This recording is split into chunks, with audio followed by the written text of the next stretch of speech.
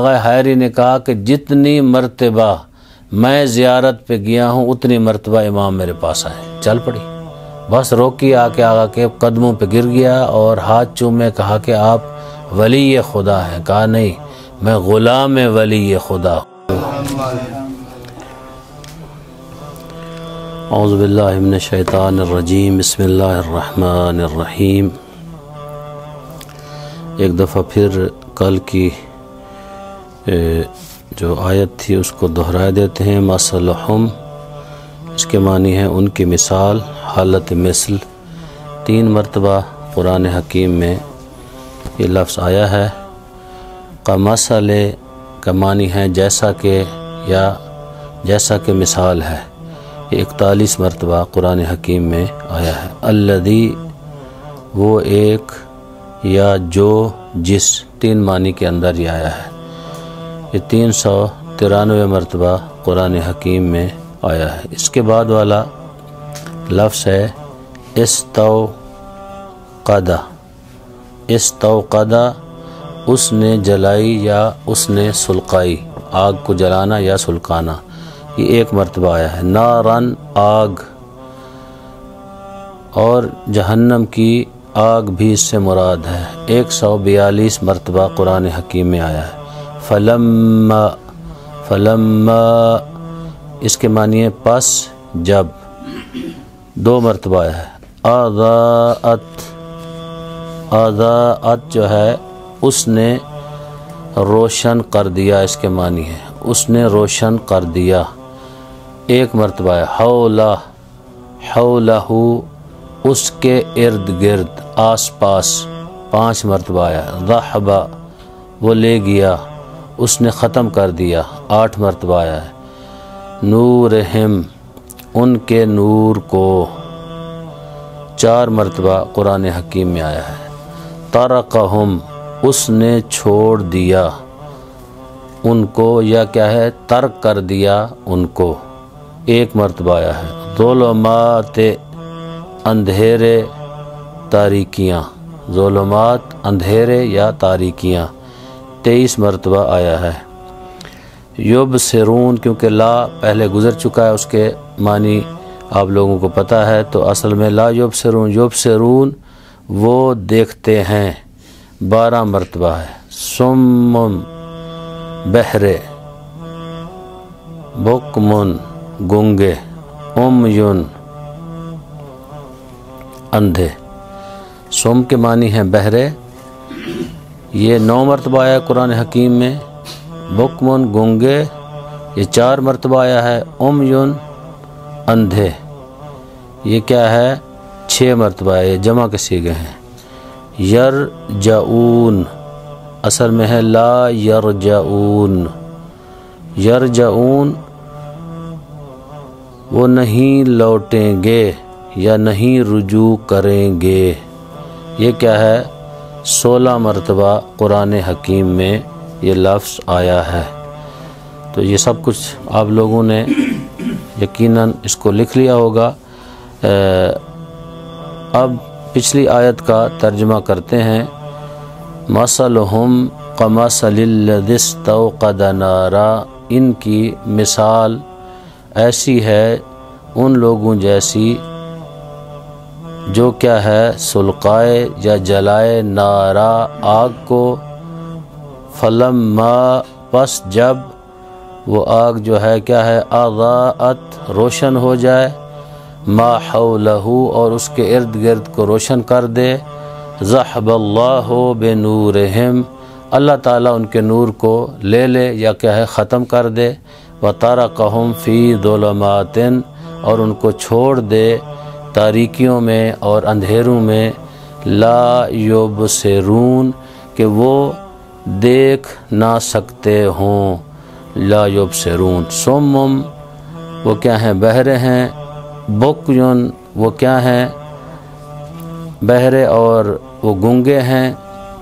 عمیٌ، وہ کیا ہیں، اندھے ہیں. فہم، پس یہ والے لوگ بہرے، گونگے اور اندھے. فہم لا یرجعون، یہ دوبارہ نہیں پلٹیں گے۔ جیسے ہم کہتے ہیں انا للہ و انا الیہ راجعون، ہم اللہ کی طرف سے آئے ہیں، اس کی طرف کیا ہے پلٹ کے ہمیں جانا ہے۔ یہ لا یرجعون، رجوع نہیں کریں گے۔ تو حدیث اب ایک آپ میں سے جو پڑھنا چاہے پڑھے، تو اس کے بعد انشاءاللہ آگے چلتے ہیں۔ بسم اللہ الرحمن الرحیم۔ امام علی رضا علیہ السلام نے فرمایا، جب بھی تم پہ کوئی سختی اور پریشانی کا وقت آئے تو ہم اہل بیت کے ذریعے خدا سے مدد مانگو۔ صدق اللہ العلی العظیم۔ اللہم صلی علی محمد۔ امام رضا علیہ السلام وہ امام ہیں کہ جن کے بارے میں حدیث سے پہلے حضرت کی عظمت، مقام، رفعت کا پتہ ہونا چاہیے۔ وہ امام ہیں کہ جن کے بارے میں ملتا ہے روایات کے اندر، جو بندہ ایک مرتبہ معرفت کے ساتھ امام رضا علیہ السلام کی زیارت کرے تو امام رضا علیہ السلام اس کی قبر میں آتے ہیں، یا پھر جب اس کے اوپر مشکل آتی ہے حضرت آتے ہیں۔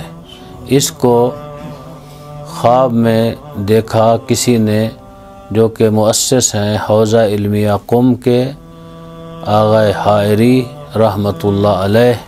وہ ہر بدھ کو درس پڑھا کے بس میں بیٹھتے تھے، شب جمعہ امام رضا کی زیارت کرتے تھے، پھر وہاں سے بس پہ بیٹھتے تھے جمعے کو رات کو زیارت کر کے، تو پھر صبح یہاں پہنچتے تھے، صبح ہفتے کو آ کے درس پڑھاتے تھے۔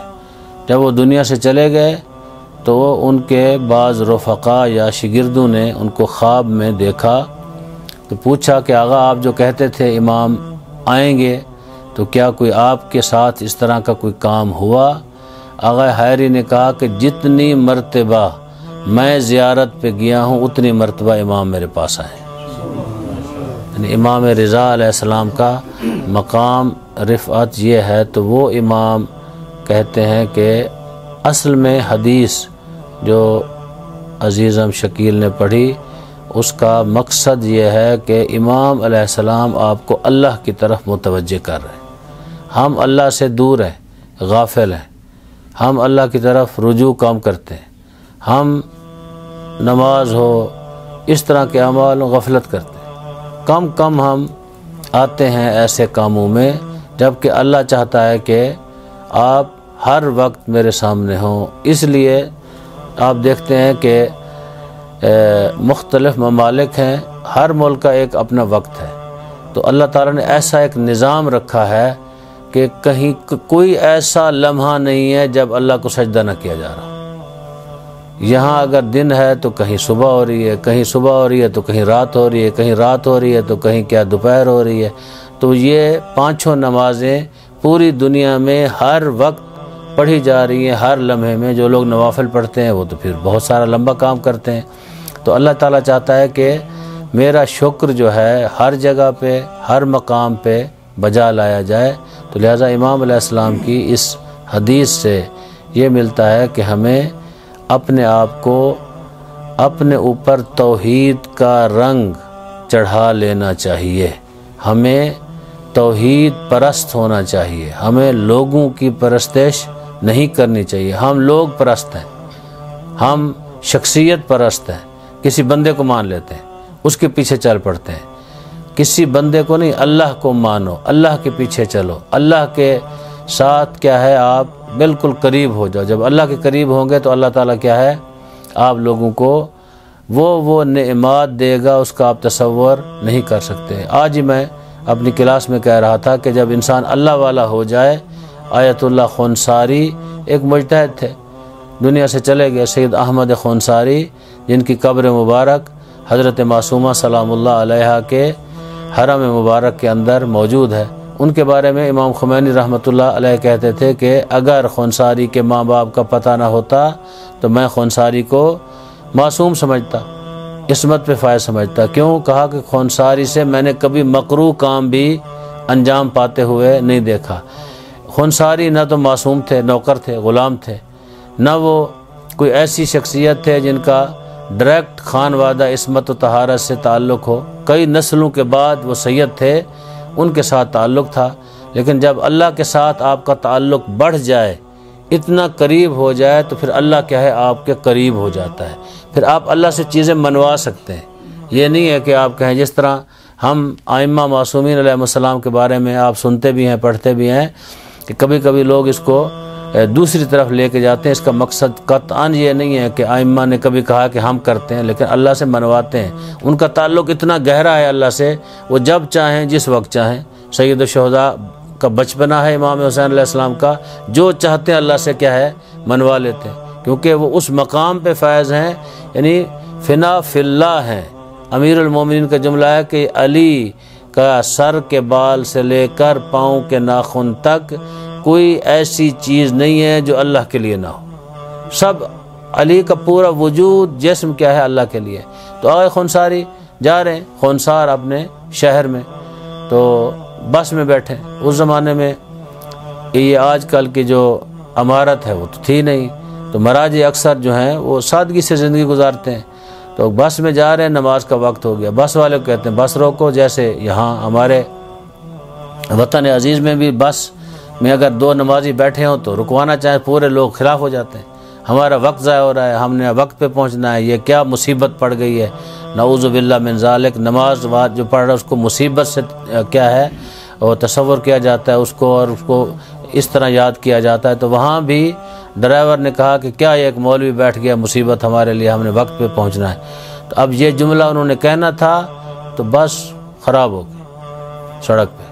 آئے خنساری اترے، اپنی ابا اتاری، نماز پڑھی، چند لوگوں نے ان کے پیچھے نماز پڑھی، نماز پڑھ کے آ کے اپنی سیٹ پہ بیٹھ گئے۔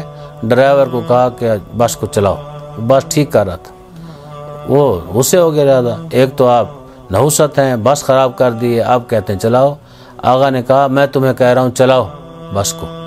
اس نے بس چلائی، چل پڑی، بس روکی، آ کے آغا کے قدموں پہ گر گیا اور ہاتھ چومے، کہا کہ آپ ولی خدا ہیں؟ کہا نہیں، میں غلام ولی خدا ہوں۔ جب انہوں نے کہا ڈرائیور نے کہ کیسے چل گئی بس، انہوں نے کہا کہ میں اپنے آپ کو میں نے وعدہ کیا ہے، کبھی بھی نماز کو تاخیر سے میں نے نہیں پڑھا، تو آج آپ میری نماز کو کیا ہے خراب کرنے جا رہے تھے۔ تو اللہ نہیں چاہتا تھا خنساری کی نماز خراب ہو۔ جب میں نے نماز پڑھ لی تو میں نے سجدہ شکر میں اللہ سے دعا کی، بار الہ اگر واقعاً یہ بس خراب ہے تو پھر میں جو اتنا قریب ہوں آپ کے، تو یہ بس بھی ٹھیک ہونی چاہیے۔ تو اللہ نے میری اس بات کو سنا۔ جب بندہ اللہ والا ہو جائے تو پھر اللہ ان کی باتیں سنتا ہے۔ آپ لوگ اللہ والے بنیں، ہم اللہ والے کم ہیں، لوگوں والے زیادہ ہیں، ہم لوگوں سے ڈرتے ہیں۔ فرض کریں اسد صاحب بیٹھے، میں جاؤں گا تو یہ فوراً ایکٹیو ہو جائیں گے، موبائل بھی جیب میں رکھ لیں گے، ورنہ موبائل ان کے ہاتھ میں ہے، ایکٹیو بھی نہیں ہے، مثال دے رہا ہوں، اور بھی سارے اسی طرح۔ لیکن کیا ہے، یعنی مجھ سے، میں نے شاید آغاز میں جب آپ لوگوں کے ساتھ بیٹھا تھا، کچھ لوگ نہیں تھے، کہا تھا کہ مجھ سے نہ ڈریں، اللہ سے ڈریں۔ میں کیا ہوں؟ میں ایک بندہ ہوں، آپ جیسا ہوں، آپ کبھی خوف نہ کریں، اللہ سے خوف۔ آپ کام کرتے ہیں، ڈیوٹی کرتے ہیں للہ، اللہ دیکھ رہا ہے۔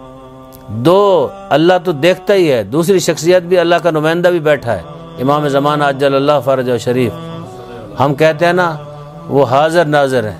استاد علماء سے کسی نے پوچھا کہ ائمہ حاضر ناظر ہیں یا نہیں، یہ بھی ایک مسئلہ ہے بڑا، بعض لوگ مانتے ہیں، بعض نہیں مانتے۔ بڑا خوبصورت جواب انہوں نے دیا، کیا حکیم تھے استاد العلماء، کیا حکمت تھی ان کے باتوں میں۔ انہوں نے کہا ہاں حاضر بھی ہیں اور ناظر بھی ہیں، اللہ کی بارگاہ میں حاضر ہیں، ہمارے اعمال پہ ناظر ہیں۔ ائمہ معصومین علیہ السلام ہمیشہ اللہ کی بارگاہ میں حاضر ہیں، ہمارے اعمال پہ کیا ہیں ناظر ہیں۔ ہمیں ہمیشہ اہل بیت علیہ السلام اور اللہ کے ساتھ اللہ کے ساتھ سب سے پہلے تعلق ہو، اللہ کے ساتھ تعلق ہے تو اہل بیت کے ساتھ کیا ہے تعلق ہوگا۔ تو زیارت کے وہ جملے ہیں جو آپ پڑھیں یا میں اس کا ترجمہ کیے دیتا ہوں۔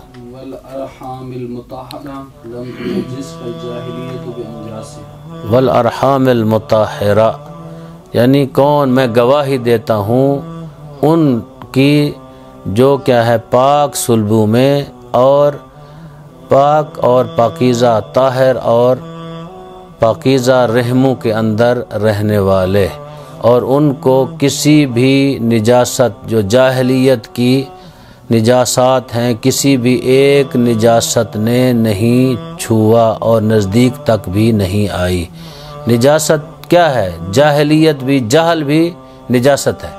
اہل بیت علیہ السلام جب اپنی مادر گرامی کے رحم میں ہوتے ہیں تب بھی اس نجاست سے دور ہوتے ہیں۔ ہمارے بچے، لوگ کہتے ہیں کیا فرق ہے؟